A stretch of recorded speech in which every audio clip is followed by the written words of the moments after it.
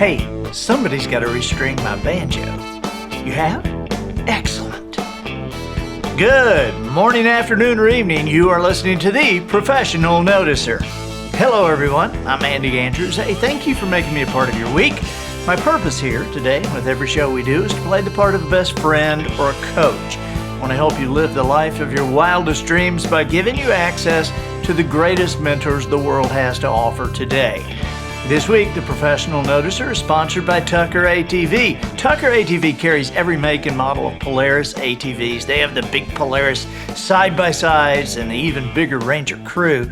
Tucker ATV is one of my favorite stops. Actually, you have to see the showroom to believe this place. The taxidermy, the antique displays, along with the customer service porch that's inside. I love the porch with its porch swing, comfortable chairs, television, and free coffee. And that's just the start. But when you stop in, Shannon or Lisa Tucker, sometimes Shannon and Lisa Tucker, will greet you personally. They treat customers like family, which is why folks from 14 states have done business with Tucker ATV. The showroom is on Highway 43 North in Jackson, Alabama. Tucker ATV, the small town business with a national reputation. Observations and answers, that's what we do here on the Professional Noticer. And of course, as you know, we love it when somebody comes to the table with a bit of both. And we have two guys today that you are gonna love. I'm so excited to have them, and they are really new friends of mine, and they are, you know, I brag about them to my family, and you know, the guys here at Wisdom Harbor. I say, well, you know, the geniuses that I know out in California, because these guys are creators. They have created what you now know as the songs of the 7 decisions, and so please welcome Armon and Albert. Guys, thank you for being here. Thank you, Mr. Andy Andrews. Thank you for having us. You know, I've been waiting to do this. I was like, you know, how do I get this in there? You know, I was like, I see him, I talk to him, but I've been waiting to do something. And please bear with me as I get through this. Here we go. Yeah. Ladies and gentlemen, welcome the Noticer, the Professional Noticer, Mr. Andy Andrews. So I just figured I had to get that out. Wow. Oh my gosh. I feel like somebody now. Now you do that at NBA games, right? Yeah, that was I did that for about 15 years. I left the NBA back in like 2016, 17. Took a break to work on another project. Yeah, but it was a big part of my life for 15 years. And sure. So Armon, you're a voice actor in Los Angeles, and you lend your voice to all kinds of film projects, and that's how you make your living. And Albert is a music producer and creator, composer. How did you guys meet? Well, you know, actually, both of us are from Northern California. This is where we reside. This is where we do everything. We both South San Francisco, to be exact. Yeah. Okay, all right. South San Francisco. So if you've ever landed into San Francisco, the airport, SFO, and when you land, you see this hill that has letters on it, and it says South San Francisco, the industrial city. Yeah. That's where we're both from. We both we both live right underneath that hill. So as you see Sign Hill, that's what we called it from that town. Sign Hill was our town. That's where we grew up. Blue collar town, as you know, the industrial city. We met back in the 80s to date ourselves. Met back in the 80s just as friends. And I used to be this guy that Albert was a DJ. And this little kid came along, go, hey, I want to go to some of your parties. And he was like, yeah, if you want to party, you got to carry crates, buddy. And he put me to work right away. So yeah. So our friendship was forged ever since then. And we did music together and everything like that ever since then. So Albert, how did you get, I mean, obviously what you have to create music is a gift. How did you recognize you had that? Well, going back when I was young, I remember my parents buying me a small little piano organ thing. And I just they see me playing it and they always played it. Then eventually they got me a bigger one. So I never was really actually classically trained I took a little bit of lessons, but then they see I would do stuff by ear, so then I just kind of went that way. And then I just played for a little bit, but like I said, I went through that stage and then I always, just kind of played with it, but never took it too serious. I'm also a basketball junkie. I coach and stuff. So I was always playing basketball. Those are my two loves in music. So yeah, that's how it was. I dabbled in it. And then eventually, like Armon says, I started DJing actually. So I started DJing. I was, just doing parties and whatever clubs. And then it got to a point where I wanted to start making music. So then I remember some of my, back then the first piece of equipment, you can't get the nice 1200 turntable. So my parents' 3-stack stereo, I was doing a tape deck pause and just getting, like you say, the creative state, whatever you got, what you have to work with. So that's really how I just started making tapes. And I know Armon will hear my tapes like, oh, that sounds good. And kind of just, passing around. And then eventually, like you said, you just kind of move up. And eventually I got a little bit of equipment to start with creating. And like I said, me and Armon got to a point where we talked about it. He came to a party I was at, and him and his good friend of his introduced him to me, and they were already kind of a group. So then they asked me, do you want to produce for us? And also you can DJ for us. So we end up doing that. I end up being the producer. Oh, yeah. And we made some records. They actually got to tour Mexico. So they were doing shows. And so it became kind of, that's the first kind of thing we were doing. I DJ'd for them and I was producing music. And then from there, like I said, I just got a little studio and I start getting independent artists, just come in and that's it. And then you keep growing, bringing new equipment when you get a little bit of money. But the great thing is, I tell Armon and other guys, we started in this music business when we didn't have, the computer where we can go get all these sounds. Like I think I talked before. Now my libraries, I'm access to anything I need, like right now, before I have to go get that record and play and see what I can sample, and so they don't know I'm sampling and cut it. And so yeah, that's where it all started. That's like when I wrote The Traveler's Gift, I wrote that without the internet. That was I had to, it was going to the library and buying books and looking up stuff in books and copying pages on the Xerox machine and Xerox. And right. I didn't know, you don't know what you don't know. And I didn't know how hard it was until the next book when I'm typing along and I'm like, okay, they're driving from Memphis to Fordyce, Arkansas. What highway are they using? And then Google it and go, oh, okay. And put that, life became so much easier as a writer because of the access. Yeah. No, so Armon, exactly when did you kind of realize you had this voice? I mean, there's good voices out there, but very few are marketable and consistent. And when did you realize you had this gift? Wow, call it a gift. Thank you, first of all, appreciate that. For me, honestly, it was something I was grappling with for a very long time, because where we came from, our blue collar town, South San Francisco, there was no one there to express ourselves and be like, oh, I like this. And they were like, well, go work at a grocery store. Well, I like this. Well, go work in this factory. Right. Well, I'm a drummer. Well, do your drumming and then go work over there in the field. Oh, well, no one was in our town to really speak on behalf of where to take talent, entertainment. And the greatest thing we could do was play music or be in a band or something like that. And since the age of maybe about 8, we went to amusement park for a school field trip. And I was just transfixed by this voice I kept hearing through while we were waiting in line, and said, welcome to Paramount's Great America. And I'm going, so as a kid, all day long, all I said was, welcome to Paramount's Great America. And I thought I had, as a kid at 8 years old, I thought I had the same bravado as his voiceover did. I go home and I go home to my mom and I keep saying, "Welcome to Paramount's Great America." And my mom got to the point, "Boy, shut up. What is Paramount?"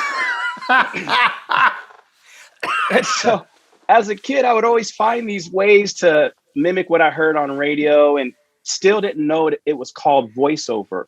And then when I got to the probably about 19 years old, I realized that it was kind of like, oh, voiceover, but I can use my voice in radio. That's where I'm supposed to use it. And I found out that's not where you're supposed to use it until some little old lady came along and goes, "Listen here, young man, this is what I do. It's called voiceover." And her niche to kind of get me into the business was, this is how you get your this is how you backdoor to get your SAG card to be, SAG-AFTRA. So I was like, okay, what's voiceover? So she's, "Let me show you." And she pulls out this cassette tape, plays it for me. To me, it was amazing because she was doing the old lady commercials. And I was like, okay, so let me try it. So I tried it and got completely discouraged because once I attended one of these little meetings, I heard all these big voice, big booming boisterous voices out there. And I was like, oh, okay, that's not for me. I'm not in that league. Then a friend came and goes, "Yes, you are. Voices are everywhere. You need to get in this." And I was like, I'm not into it. I'm going to be a rapper. So I tried the rapper thing. That failed. And I was like, because I knew a part of me wanted to be in front of a microphone. I had to be a part of a microphone, some type of entertainment. So lo and behold, fast forward about 20 years later, a friend of mine goes, "Listen, this is the last time I'm going to tell you. You need to get into voiceover." And he goes, "I have a way you can go and be a part of this voiceover convention." And I was like, "All right, tell me how." Because I don't have the money to go to this convention. He goes, "How about you enter your voice into this contest? And if you win, the guy's going to pay your way to voiceover 2014. I go, Wow.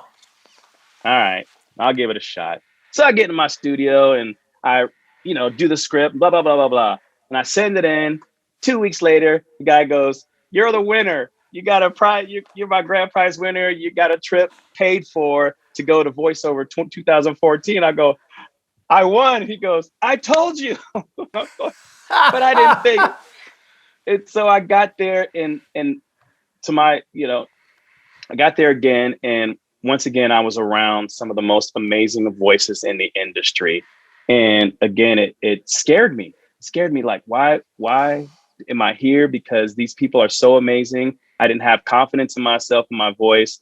And once again, that friend came along and goes, "Hey, I know I told you it was last time, but this time I want you to record a demo."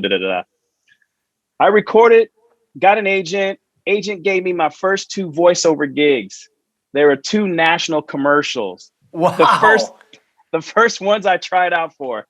And then I go, "Oh," my wife steps in and goes, "You're going to do these voiceovers." Okay, honey. Okay. Now, what were the commercials, Armon? Money Mutual was one of them. I did a Volvo, a Visa commercial. The list goes on. Wow. But I did two Money Mutual commercials for Montel Williams, and I didn't even play to my liking. I played a Latino dude and 2 Latino dudes. So I don't know how I came across that. Give us a little Latino. That's the thing. I didn't know. I walked in and they go, "Here are the lines," and I did the lines, and I go something to the degree of I got this boot on my tire, something like that to some degree. And I go finally see the commercial. I go, wait, that looks nothing like what I thought I was voicing for. And by the time the second commercial came out, it was this guy sitting on some steps, and I go, "That doesn't look like me either." So I guess, well, I can't even play my own liking at this point. So I've been trying for those, but so far I don't sound brother enough for some reason. So I've been struggling with that. Well, man, when we heard the songs of the 7 Decisions, we were blown away by the music, blown away by the voice. And I'm asking you guys these questions because I don't know the answers to them. I mean, you guys just did this and sent this to us, and we're like, "Who is this? This is great." So Albert, how do you sit down? Well, I want to ask you that in a minute. First of all, how did you guys come together to do the songs of the Seven Decisions? Because it was before I got involved. Well, we had so basically, like I told you, the impact that you had on me with the book back in 2003, I had read the book, and the Seven Decisions were a big deal to me. I read the Seven Decisions. Once I finished the book, I was like, okay, I'm going to do what the book tells me to do. I'm going to read these decisions, for 30 days and, make sure that they stick. I did that. And like I said, it was a great impact on my life. I tried to share the Traveler's Gift with anyone who would listen. I'm like, no, you got to read this book. Come on, you got to read this book. Friends and family were like, and I would always read the book. I would always like, no, let me give you a piece of the book. And I would give them the buck stops here. I would read the buck stop. I was like, wasn't that impactful? Didn't it just hit you like right there? And some people would be like, yeah, that was nice. That was cool. I was like, okay, you don't get it. You don't get it. And so by the time, but it didn't matter so much to me. I was like, maybe it just didn't fit them in their life at that time and where it needed to. So for me, I just took it. And for the people who did read it, a lot of them said it was absolutely fantastic. I'm like, I told you. And so those, again, were part of my life. So here we are with this whole COVID pandemic, everything's going on. And I had felt that I was losing my purpose for the Seven Decisions, on why I read them and how they impact my life. I said, well, let me go back to either reading that.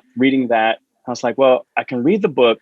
And I said, but I'm taking these 2 to 4 mile walks each day, and I'm looking for something to motivate me, impact me. And I was looking on YouTube, and I was like, nothing's doing it for me, man. And so I was like, oh, the Seven Decisions. I've been wanting to do this. I want to record them.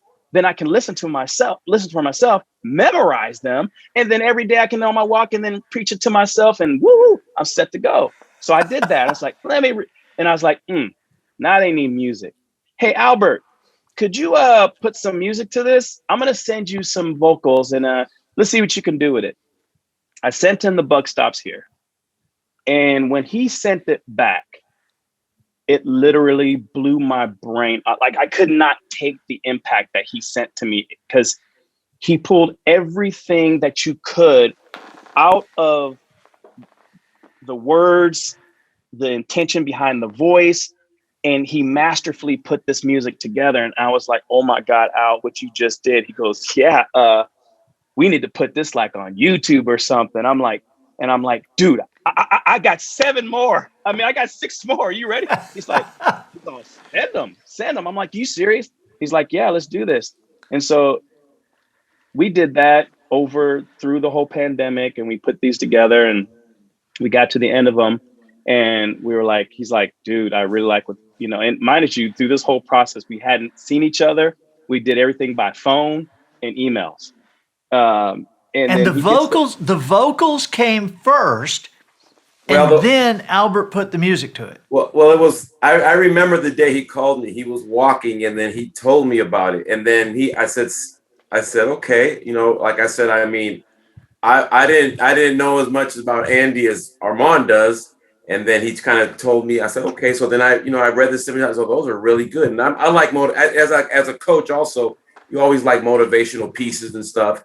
And, sure. I go to YouTube, and what I notice on there is, it's always different pieces from different people. Rarely do you see something go all the way through. So when he let me know, I said, and I'm working in between projects. So what I'm doing, I said, yeah, send me the vocals. So he recorded vocals at his place and sent them to me. And then I just got right to work. I just had to match, I kind of try to match what he did in the energy of it. When he builds, I got to build. So then, I kind of did it. I sent it to him, and he's like, whoa. He said, that's it. So then he said, I got more. So I think the first 2 we did, he sent me vocals without, and then I put the music. And then after I read the 7 Decisions myself, what I did is and that's what, when I don't know if you can tell, the beats go accordingly to what I felt. Like the Side of Heart to me is one of my favorites. That's why I started with the heartbeat. And I said, we have to, to me, the way I was like, I'm thinking, how can I said, yeah, a heartbeat. And then also the hook that I put on there, for me, I interpret as that's your heart speaking, like your heart's got you. So you can take it. That's what I told Armon. The beauty about all these to me is everybody's going to interpret different to what's going according in your life. You're going to take a piece what's going to fit, and it's not just one way. We can me and him talk about all the time. We listen to one buck stops here, and every time I'm getting a different meaning. It reminds me a little bit of scriptures, because scriptures, when you read them, sometimes you get a different interpretation or what you need at the moment in your life. Right. So yeah, so then that was it. We just kind of put the music, and then me and we're like, okay, we need to put this out. So then we're like, well, we can't. I said, well, then I left it up to him. I was like, I kind of said, well, see if we have to get a hold of the author, however you can do it, and we have to, speak with him if we can do this. And then that's I remember, I remember the day that I came into Matt's office over here, and Matt and Little M were huddled in there, and they looked up at me when I came in. They looked up at me like, oh, here, wait, we don't know if we want you here or not. And I was like, what's going on? And they said, well, we're listening to something, and we want you to listen to it. And I'm like, okay. And so they put on the Buck Stops Here. And after about 15 seconds of it, my jaw dropped. I was like, who is this? And they said, it's these two guys from California. And so we listened to that one. And obviously, we got in touch with you guys right away. But I got to tell you, the heartbeat on the Decided Heart, that if we listened, every time one would come in, we would all gather in Matt's office, in Matt's control room, and everybody in the office, we would all get together and all listen to it. And when the heartbeat started, we were just like, everybody catching everybody's eyes, just like, oh my gosh, it was, and the other one that really just amazed us was the Today I Will Choose to Be Happy, and the laugh at the first of it. I just love that laugh. But let me tell you something, Andy, on that one. Armon he was going back and forth. He was struggling with the laugh. He's like, I don't think we should. I don't know. Redo it. Should I leave it in there? I said, it's organic, man. I said, it's what this song's about. That's why I made the beat like I told. We're gonna make the beat like we're on a cruise ship, just having fun. you know what I mean? Happy, and then I put the little kids in it because you want it covers everybody. And that's what it comes down to. So after you heard like little tweaks and stuff, he's like, okay, we're gonna leave it. I'm like, yeah, we gotta leave it. Even I think when you said the 7 seconds where you laughed, the little breakdown, all that. I had to laugh for 7 seconds because it's such an impactful piece to the words, because it's an exercise everybody should do. It's laugh, for 7 seconds. It really does something to you, and especially with these beats, Al would not turn on any, he felt strong about a lot of these music he would send me. And he was like, you're going to put this to that. You're going to put this to that, to this beat right here. I was like, oh, okay.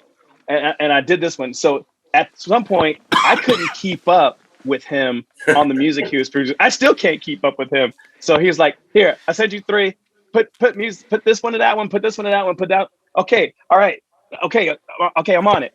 So, Al will always out hustle me to this very day. So I'm honestly always trying to keep up with him. So after me sending the first vocal and the second vocal, he was 3 songs ahead of me that I had to finish. And honestly, the I Would Choose to Be Happy was kind of like our last one because it was one I felt that there's a place we all need to be, and that is happy. These other ones were want to wrench at your heart or give you some type of motivation. But when it came to I Would Choose to Be Happy, it was literally our last one we did. And it was like, okay, let's give it a shot, because it was like, okay, how do you put laughter through, how do you put joy through this? If we've been so, kind of like into, I don't know the words I'm looking for on that one, but when he came with the music, it lightened me up, and I was like, I'm ready to go. Let's do it. And especially with that little kid laugh. I mean, who can't laugh at a kid laughter? So Al made it very easy for me to hurdle that wall on that song. It was awesome. And I got to tell you, it sounded to me, it sounded familiar.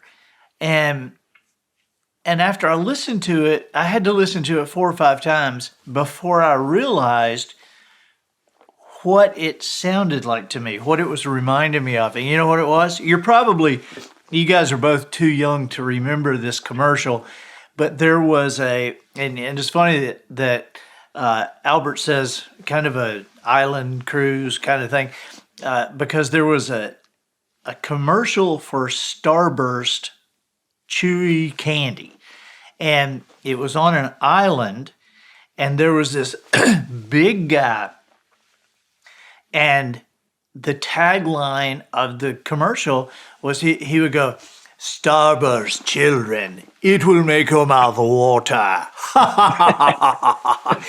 and so your laughter, it reminded me of that guy after Starburst children, it will make your mouth water. Nah, that was such a great piece in the book. So, one of the things we did grapple with, or at least I grappled with in the beginning, of it, was how do you capture the spirit? Because when you're reading the Traveler's Gift, and each part, so even from Truman, giving David Ponder the first decision, the buck stops here. I got it.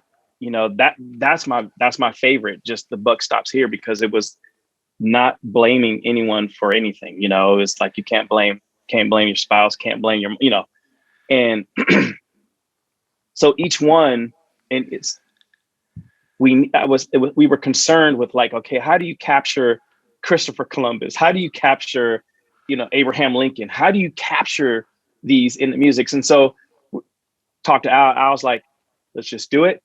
People are going to get what they get from it, and that's it. That's our only job, is to create it and let everyone else pull from it what they will. Because if we try to be Abraham Lincoln and try to go with the forgiving spirit, it's me trying to be like Abraham Lincoln rather than me just giving what I got from that and what his music. And so again, the two just met together. We trusted each other with what we were doing and just moved forward with it. And like I said, when we sent that email, we were shooting our shot with all our prayers and going, hey, if they go for it, they go. If they don't, we're going to have to find another avenue, because we believe in it.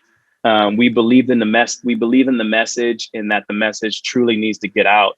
And we just wanted other people to feel the message differently. And like I was talking about, where they're going to feel it musically, some are going to feel it visually.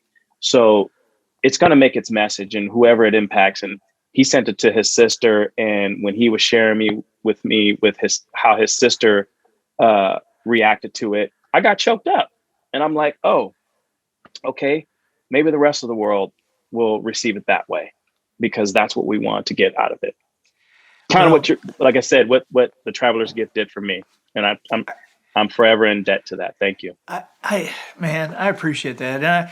And I think you guys let me rephrase that. I know you guys made the right choice artistically to not try to sound like something else, or to mimic a character. I think your voice, I think that if we searched a million people, we would do what that guy listening to your recording did, and we'd say, this is the winner here. Because I think I tried to describe this to somebody the other day before I sent them the links, and I said, the music is timeless. It's not modern. It's not old. It's not rock or pop or R&B or country. It's timeless. And then your voice, Armon, is how I saw David Ponder. Your voice is every man. Oh, thank you. You know, I wanted when I wrote that book, in fact, you know, the book was turned down. The manuscript was turned down by 51 different publishers. And so I've got some rejection letters that said, you know, you haven't played out David Ponder's character. You haven't created, you know, a doable picture of him. And my answer to that was, I didn't mean to. I didn't want to. I mean, you know how when you read a book where you've already watched the movie, like I read The Green Mile after I'd watched the movie, and so the whole time I'm reading the book, I'm picturing Tom Hanks. Right. You know, and yet your imagination is so much better. And so that's why I didn't define David Ponder, because I wanted people to be able to see themselves in it. I wanted them, you know, and I can't tell you how many times people have come up to me through the years and said, I am David Ponder. And so your voice captured that too. Your voice, it is, I couldn't choose a more perfect balance with that voice and that music. And I'm so proud of this, and I didn't even have anything to do with it.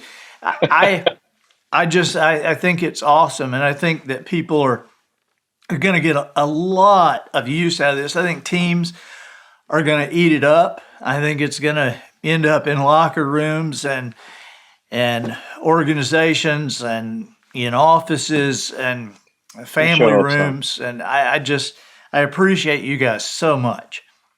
No, we appreciate you more than you know. And we thank so you what so do you much got? What do you guys have going on now? What are you looking to work on? Good question. Al, what are you working on? I'm actually currently working on dropping my own album. I've been actually wanting to do it for years, you know, a couple years, but just time-wise, and I'm bringing and just trying to get a lot of different artists that I've networked with, a lot of independent, you know, just people that are trying to grow in the business. But sometimes it's challenging to get everybody from different, you know, I had somebody from Germany, somebody over here, and just trying to get on the same page. But I got it. I had put it on the shelves, but then recently, no, by about a month now, it's time to go. So songs are all starting to drop in now. So, and I'm just basically going to cover a little bit of everything. It's R&B. I'm a hip hop by nature. I love hip hop. So, but it's going to be more like I said, I'm just trying to cover all avenues of music, just a little bit for everybody, you know, some pop stuff, you know, R&B, some singers. I might have a Latin track on there, but it'll just be all tracks done by me and with artists that are going to bless me with their gift and talent to put it on there and hopefully throw it out here and see what we can do with it. So I'm working on that. And I'm also I'm actually working on a hip hop album with somebody. He's from New York. I think he's in Maryland now, and we're working on his album. But I told him he's gonna have to be on hold for just a sec. I'm kind of doing back and forth, but he understands. And it's funny because he did a song for me, and I played it for Armon. It's called Our World. I think I sent it to Armon so he can listen to it, and it was gonna go on his album because I had put mine on show. But then I was like, hey, buddy, I'm going to have to use that for my album. But he's like, no, he's okay because initially that was the plan. But I'm happy that he's happy. He'll get his name, you know, a little bit out there just doing that. So I said, let's just put it on this and I'll give you another track for that. So he's pretty excited about that. So, yeah, so now I'm working on that and hopefully, you know, a couple months, we'll see if I can get it done and get it out there. Yeah.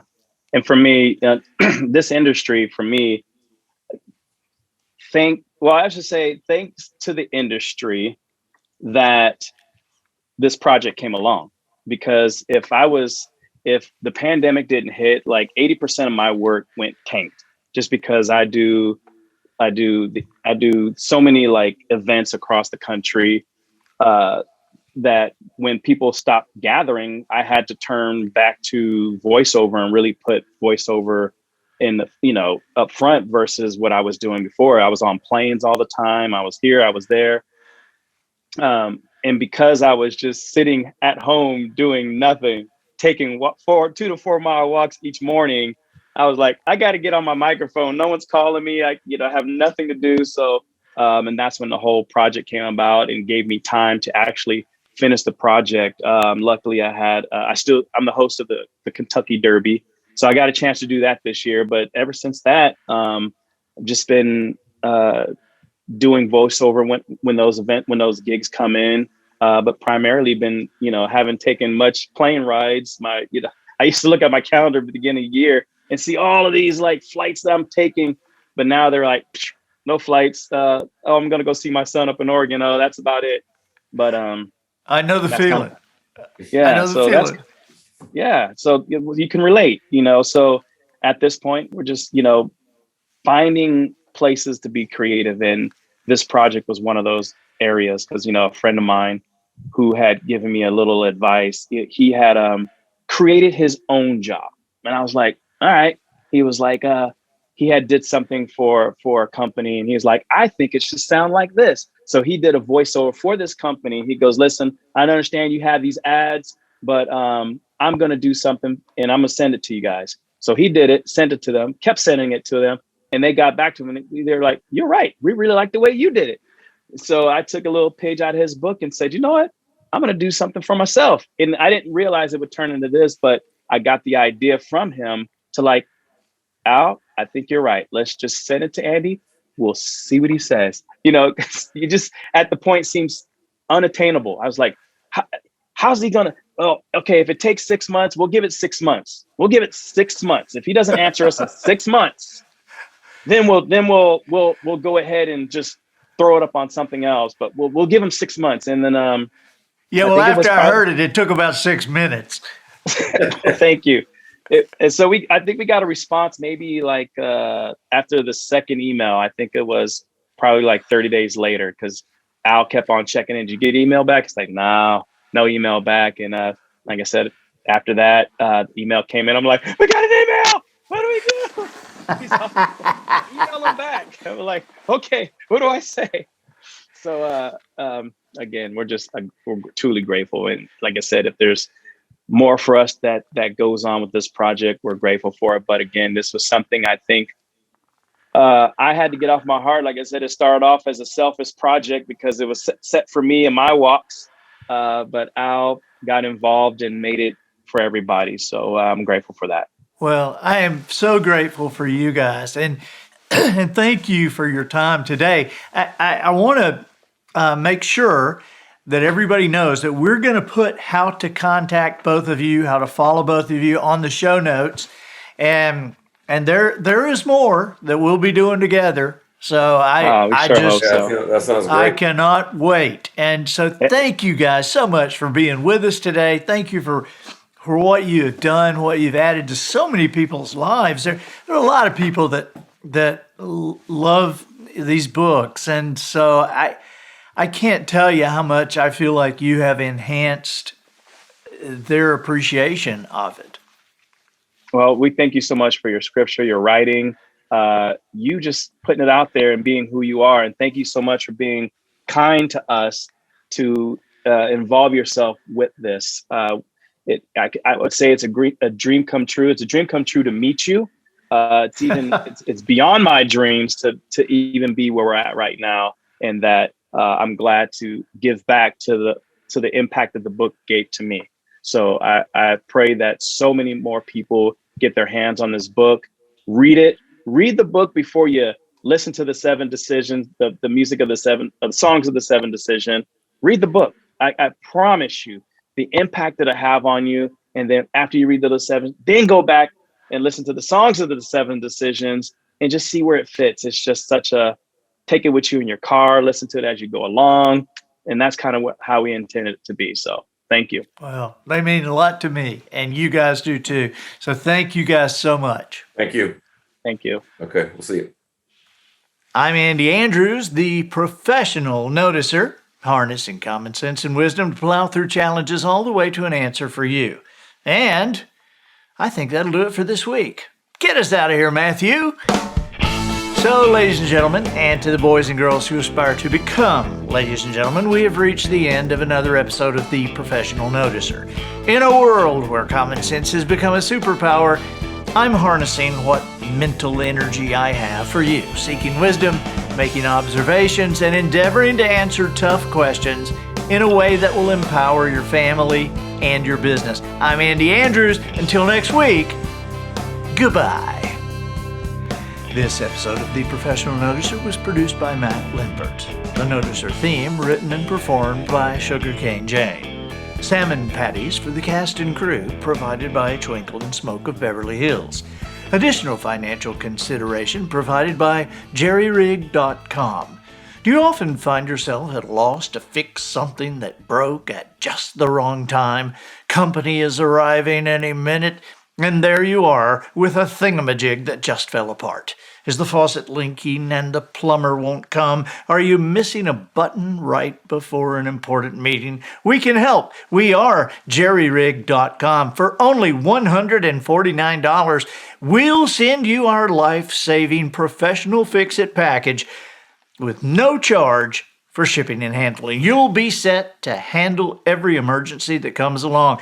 The professional fix-it package includes 1 roll of duct tape, 3 rubber bands, 2 safety pins, 1 ounce of silly putty, and a Phillips head screwdriver. You get all of it for only $149. Your kit comes in a genuine plastic case for easy storage. But that's not all. If you order today, you'll receive the jerryrig.com bonus. That provides you an additional professional fix-it package and 5 sticks of chewable, juicy fruit leak-stopping compound for only $159 extra. Don't delay. We're ready to help. That's jerryrig.com, your favorite nonprofit.